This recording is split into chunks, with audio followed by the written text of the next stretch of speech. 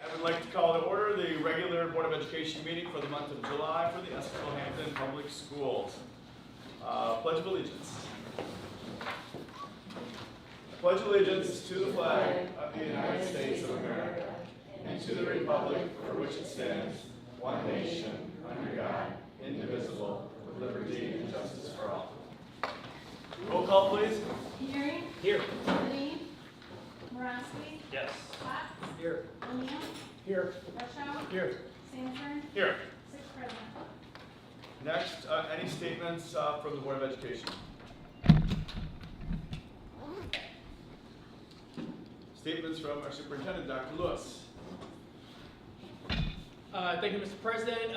Good evening to everyone that's here with us and those watching online. Just a few quick updates. First, last week we sent out an update regarding our early childhood expansion. I think as folks probably know by now, regrettably, the district's acquisition of the Little Saints building, that pursuit came to an end. And so as a result, we had to come up with a contingency plan for the year. This is just a one-year plan. As I shared with a member of the public who called today, I said, you know, it's a plan, it's a viable plan, but it is a painful plan in which everyone's making sacrifices, lots of moving parts, etc. But it is a workable plan, and we feel cautiously optimistic about some of the alternative spaces, properties that we are looking at for our early childhood. Again, to the families who reached out, who were concerned that they were going to lose a spot because we weren't able to acquire the building. I do want to assure them that we will have the same number of seats to serve the number of students that we were planning to serve at the Little Saints building. And then of course, our Ms. Ross, our Director of Early Childhood Education, and Ms. Tao, our Director of Personnel, worked very diligently to make sure that we staffed those rooms adequately. And so to the employees who will be joining in the team, their positions are still in place for the upcoming year. So it was a snag, but we were able to resolve that. And to both Mrs. Hall, Mrs. Hoskis, Mr. Debo, and everyone that's working tirelessly to make sure that the necessary changes in the contingency plan are done over the next 4 weeks so that we are ready. I appreciate all of their efforts. Then on the bond, we've added some upcoming town hall meetings. So on Wednesday, there will be a town hall meeting at the old Orchard Bay Community Residence. It will be in the community room. That town hall meeting will be at 6 p.m. It is happening at the old Orchard apartments, but any member of the public is welcome to attend. I am also having a early childhood town hall virtual meeting that will be on Thursday, July 16th. And again, that information was communicated in the letter that went out last week. We have another town hall meeting. So last month in June, I did the noon town hall meeting at Essexville City Hall and the 6 p.m. town hall meeting at Hampton Township. We're flipping that. Both of those town halls had people show up, and both town halls went well past an hour. So we appreciate that. And we thank the city of Essexville and the township for allowing us to use their venues for these town hall meetings. A reminder, early in-person voting begins on Saturday, July 25th, and election day is Tuesday, August 4th. Those are statements from the superintendent. All right, thank you. And for the third month in a row, I got so excited to hear what people had to say. I missed the agenda vote. Do I have a motion to approve the agenda as presented? Make a motion. I'll make a motion. Support. Moved and supported. Any discussion? I'll try better next month. Roll call, please. Neary, Yes. Marasky, Yes. Potts, Yes. O'Neill, Yes. Russia, Yes. Sanford, Yes. 6 yes. Item E is statements from the public. Just a reminder, statements from the public are limited to 5 minutes. If you have anything to share, please stand and introduce yourself along with your address, please. Any statements from the public at this time? Yes, sir. My name is Mike Berg, and I live at 311 Hart Street in Essexville. And when I was reading the proposed bond issue on the ballot, on the official ballot that was sent to me, what confused me a bit, or what I did find confusing, it starts talking about estimated millage that will be levied for 2027 is 2.35. Then further down, the estimated simple average annual millage anticipated requires to retire the bond jumps to 3.91. So my question is, the interest rate on this bond issue is going to fluctuate over the life of the bond. It's not a fixed, flat level millage rate for the entire bond repayment period. Can we just? Dr. Lewis, do you feel comfortable answering that at this time? Yes. So what might fluctuate is the interest rate, but what might not, but what will not change is the total mills levied. Does that make sense? So the way the language is written is that whatever the total amount of mills that's leveraged for the life of the bond, it cannot be more than a total of 2.35 mils, and it cannot exceed the total $17.9 million. So there's not a scenario where if the interest rates is higher and therefore more taxes are assessed, then the total bond revenue that will come to the district will be more than $17.9 million. Started at right now at this point.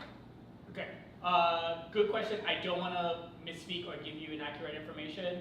I don't know if you're able to stay for the entire meeting. If you can't, if you leave your contact information, I will speak to the financial firm that does this, and I'll get all the information for you.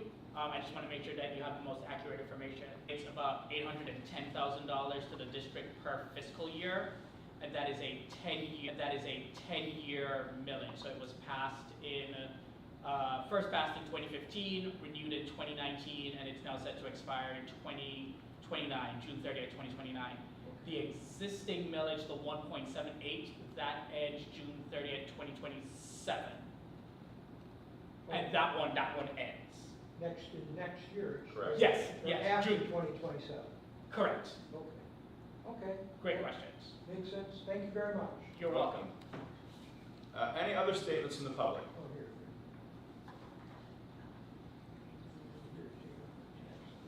Okay, item F, the consent agenda. Do I have a motion to approve the consent agenda as presented? I will make a motion to approve the consent agenda as presented. Support.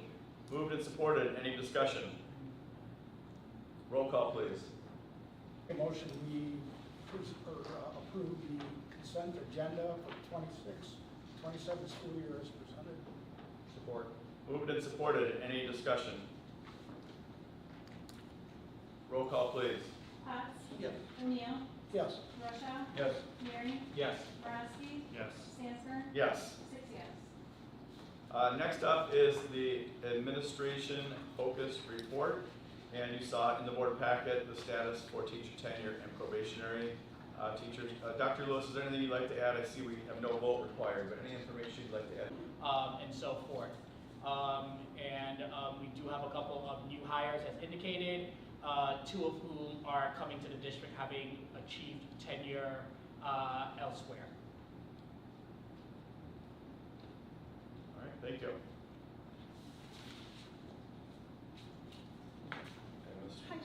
Oh, next up is the virtual school handbook.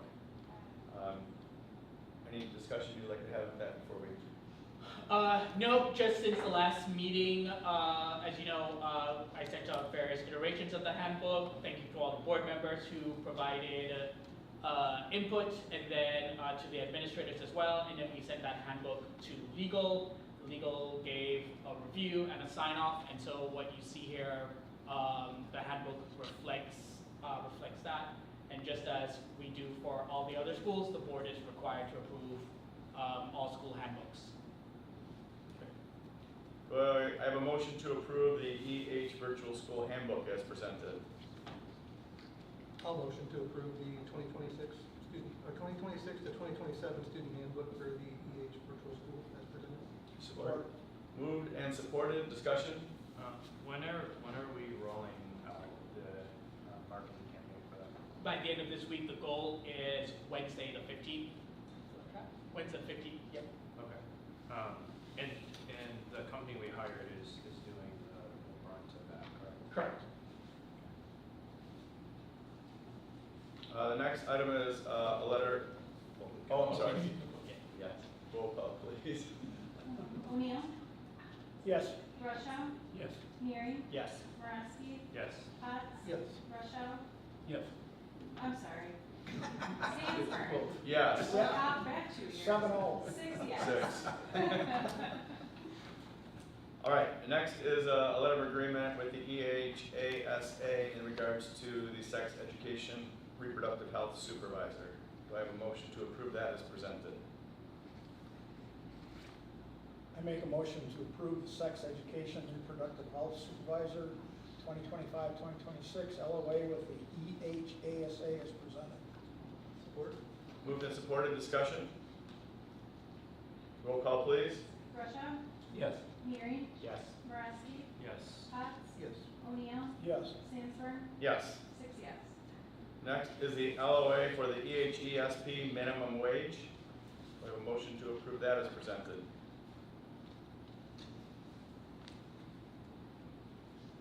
I make a motion to approve the 26-27 student student handbooks. No. No, It's sorry. just- That's an error there. Was there an error there? Yeah, That was an error, I guess. Sorry. just the new minimum wage law. Yeah. I make a motion to approve the minimum wage law for the 3 employees in Essexville. Support. Moved and supported. Discussion? Just as a point, January 1st, 2027 is when that will take effect due to the changes in minimum wage. Any other discussion? Roll call, please. Neary, Yes. Moraski, Yes. Potts, Abstain due to my wife being a member of the EHESP. O'Neill, Yes. Russia, Yes. Sanford, Yes. 5 yes. Next, in the area of finance, we have had pay to play in the district for quite a while, and we are looking to remove that. Do I have a motion to approve the pay to play removal for the district? I'll make a motion to approve the termination of the current pay to play policy. Moved and supported. Yeah. Roll call, please. Moraski, Oh, we want to talk more about it? But I just wanted to make it really clear that we're not, we still have the financing, and I'm really excited for this one personally. I know that it'll go along with the family, so excited to see this one on the way. Sorry. Very good. Oh, my bad. I think it'll help. It will help. People will be very happy with that for sure. Roll call. Moraski, Yes. Potts, Yes. O'Neill, Yes. Russia, Yes. Neary, Yes. Sanford, Yes. 6 yes. The next up is the sex education curriculum. Do I have a motion to approve the sex education curriculum as presented? I move to approve the 26-27 curriculum guide for sex education, reproductive health as presented. Support. Moved and supported. Discussion. Roll call, please. Potts, Yes. O'Neill, Yes. Russia, Yes. Neary, Yes. Moraski, Yes. Sanford, Yes. 6 yes. Next is the student support service plan.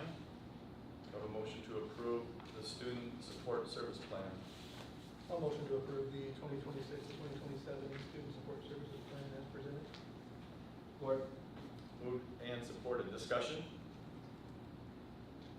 Roll call, please. O'Neill, Yes. Russia, Yes. Waring, Yes. Moraski, Yes. Cots, Yes. Sanford, Yes. 6 yes. And the last of our action items is the policy for the wireless communication devices.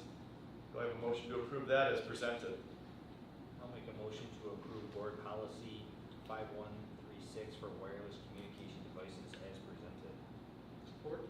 Moved and supported. Discussion? So this is now aligning us to like what the standard letter for across all school districts for the state now? Yes, so as a, Okay. go ahead, finish your thought. No, because I believe we did like a test at that back half of the year with it to get people used to it, but now this is kind of aligning so everyone's on the same page. Yes, so correct. So so once the new law passed in the spring, we did a soft launch, so to speak, of the policy so that we could see what tweaks we would need to make coming into the new school year. That actually proved to be very insightful. We discovered a number of things. For example, for our high school students when they do applications for colleges or internships, some of those things are connected to their personal emails, not their school emails, or vice versa. But our devices only use or school emails. So the soft launch we did after spring break was very insightful, and we've been able to make a bunch of tweaks to the policy. That said, the board is required by the legislation to also have a district-wide board policy that complies with that. So that's what this is right now, and this reflects the most recent Neola update, which provides the board with all its policies. Did it end up having a solution for like the kids who are dual enrolled, where some of their things that they have to do you can't do from the school laptops?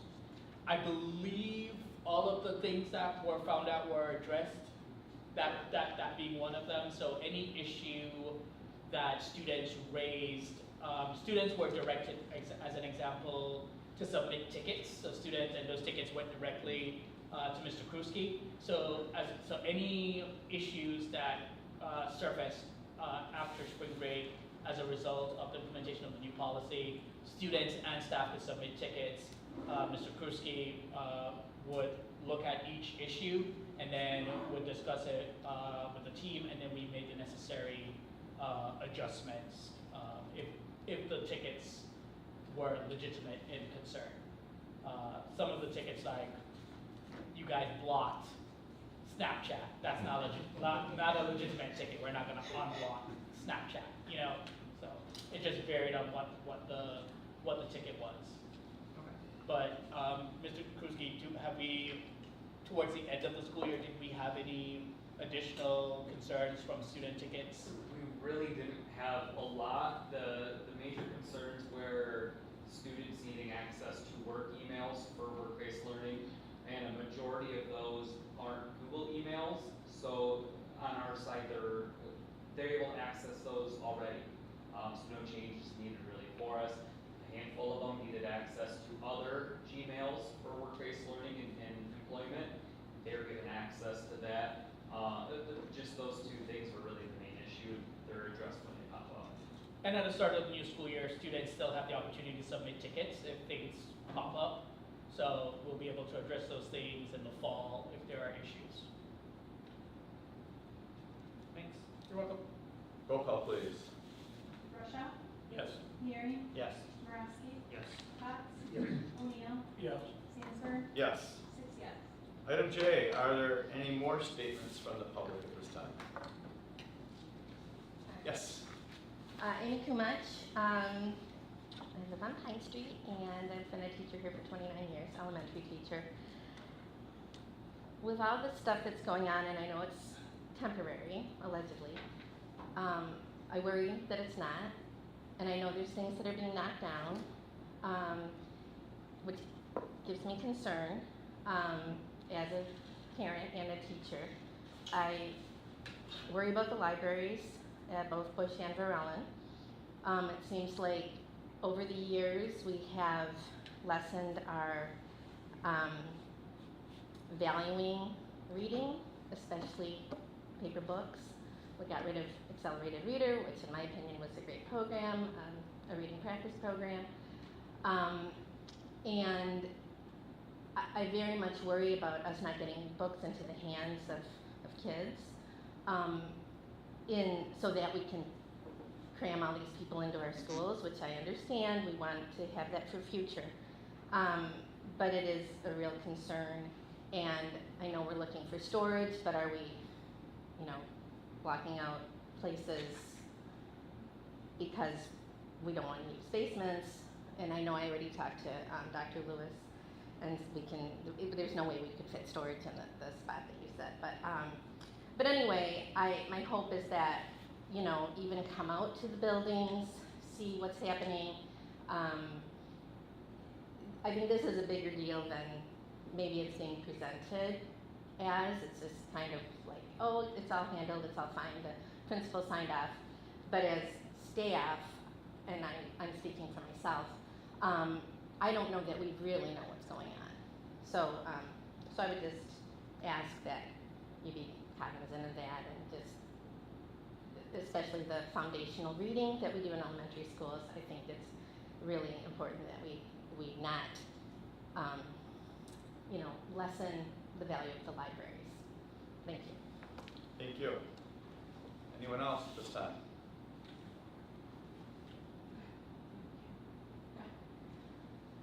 Hi, I wish to remain anonymous.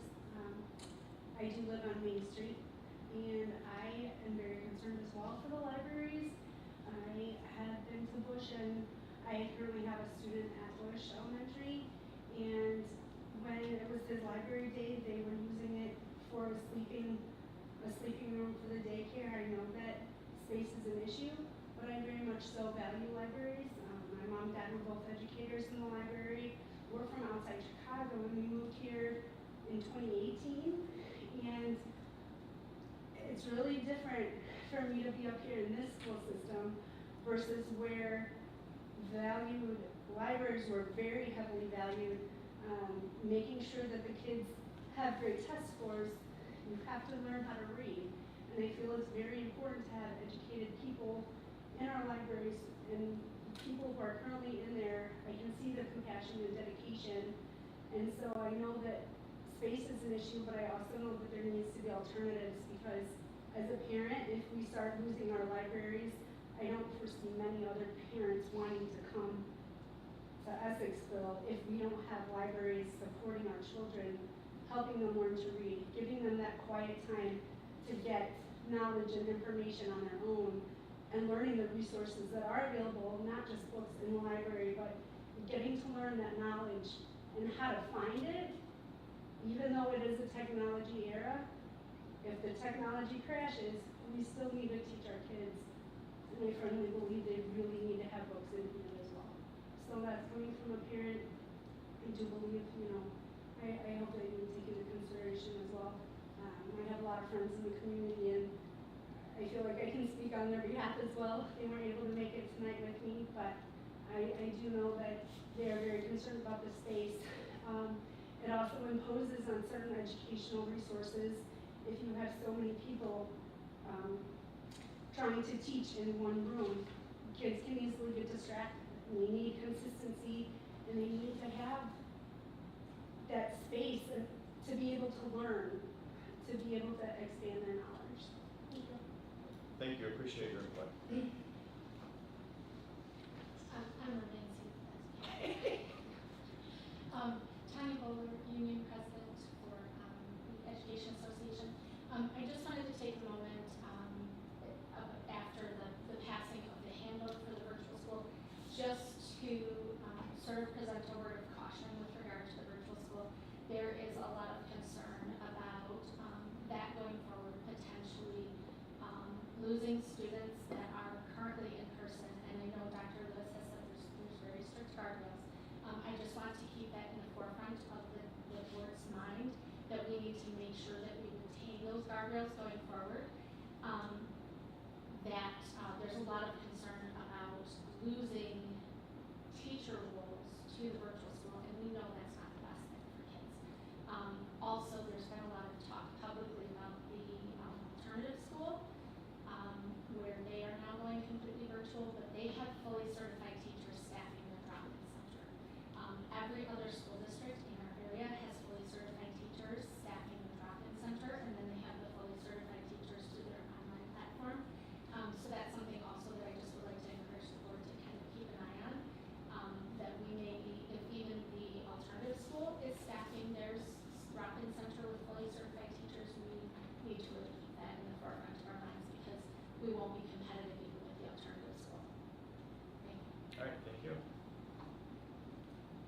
other statements in public?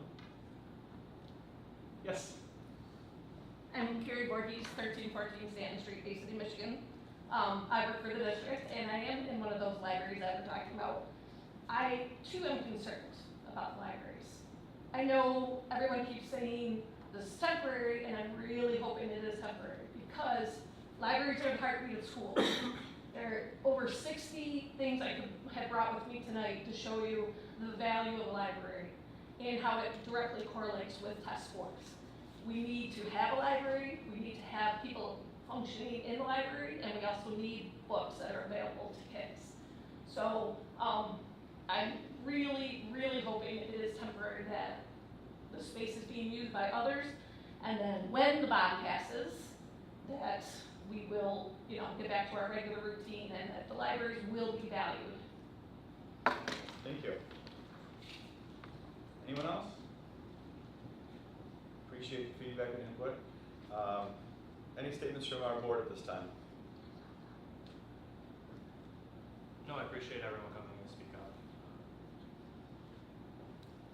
I make a motion to adjourn at 6:29 p.m.